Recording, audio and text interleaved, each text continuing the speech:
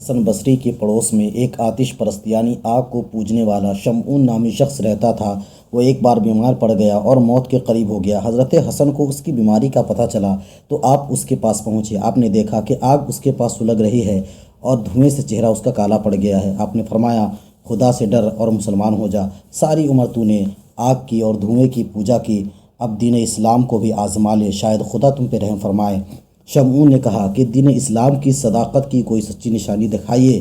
آپ نے فرمایا، دیکھ، تو نے 70 برس تک آگ کی پوجا کی، میں نے ایک روز بھی اس کی پوجا نہیں کی۔ اب میں اور تم دونوں مل کر اپنا اپنا ہاتھ آگ میں ڈالتے ہیں، پھر دیکھتے ہیں کہ آگ کس کو جلاتی ہے اور کس کو چھوڑتی ہے۔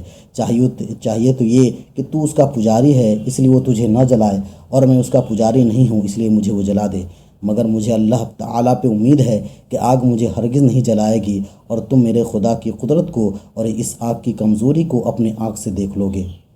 یہ کہہ کر آپ نے اپنا ہاتھ جلتی ہوئی آگ میں ڈال دیا اور دیر تک اسی میں ڈالے رکھے۔ شمعون نے جب دیکھا کہ آپ کا ہاتھ بالکل بھی نہیں جلا ہے، صحیح سلامت ہے، یہ منظر دیکھ کر شمعون بے قرار ہو گیا اور خدا کی محبت کا نور اس کی پیشانی میں چمکنے لگا۔ عرض کرنے لگا کہ اب تک پورے 70 برس میں نے اس آگ کی پوجا کی، اب چند سانسیں باقی ہیں، اس میں آپ کی خدا کی کیا عبادت کر سکتا ہوں؟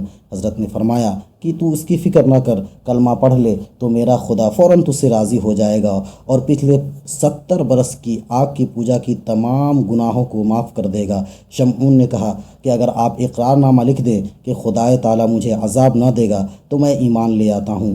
حضرت حسن نے ایک اقرار نامہ لکھ کر دے دیا اور شمعون کے ہاتھ میں رکھ دیا۔ شمعون اقرار نامہ دیکھا اور کلمہ پڑھ کر مسلمان ہو گیا۔ پھر حضرت حسن بصری رحمۃ اللہ علیہ کے سامنے ہی اس کا انتقال ہو گیا۔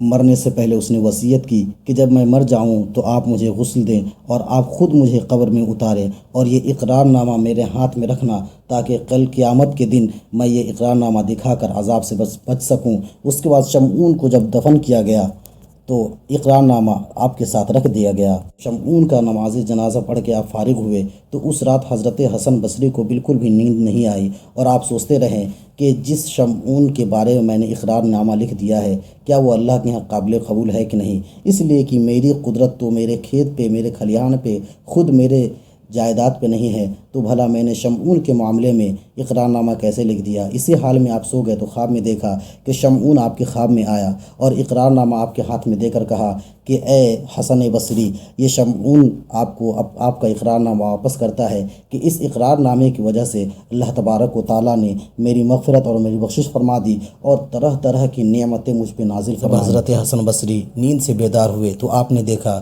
کہ اقرار نامہ آپ کے ہاتھ میں رکھا ہوا ہے۔ اس کہانی سے سبق ملتا ہے کہ جب کوئی اللہ کا ولی کسی کافر ناہنجار کی طرف بھی توجہ فرما دیتے ہیں تو جنتی بنتا ہوا نظر آتا ہے۔ دوستو، اگر یہ کہانی آپ کو اچھی لگی اور آپ کو اسلامی کہانی سننا پسند ہے تو ہمارے چینل کو سبسکرائب ضرور کریں۔ اللہ حافظ۔